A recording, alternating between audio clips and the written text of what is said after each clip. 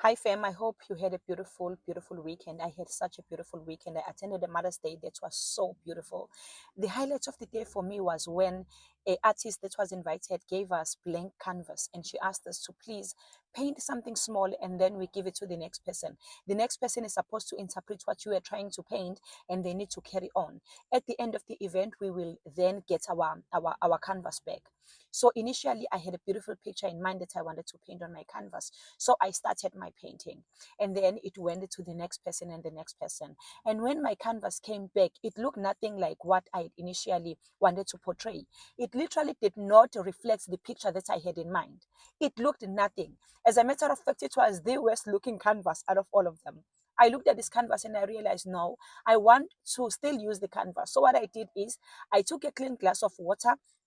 I cleaned my canvas and then I decided to add beautiful little flowers in the canvas. The stain was still there, but the flowers were there as well. They were there, they were reflected, they were popping even though the stain was there. And the beauty came from the stain with the flowers. The lady that is an artist that was there, she looked at it and she said, "This is what art looks like." When God creates me and you, He creates us. We are a blank canvas, and He has a beautiful picture in mind of what we are supposed to be. And we come into this world, and people stain us with their words. They stain us with redesigning and recreating our identity, and they try to shape us. They try to mold us. They try to fix us in boxes that God has never intended for us to fix in. They try to redefine what the picture that God already had in mind is supposed to look like.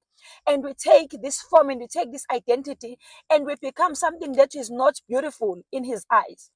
And then He's able to still take a clean glass of water and clean it. The stain will be there, but the beauty will still be there.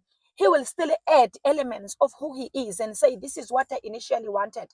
The stain is there, but the stain makes this beautiful picture more beautiful because it now has been through some stuff. But somehow, in order for it to reflect what He wanted, He still adds something to it and it's still beautiful. It's still His creation, even though it has been stained.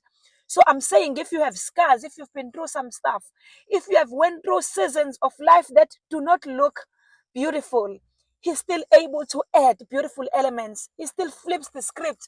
He's still able to use the pain. He's still able to use the bruises.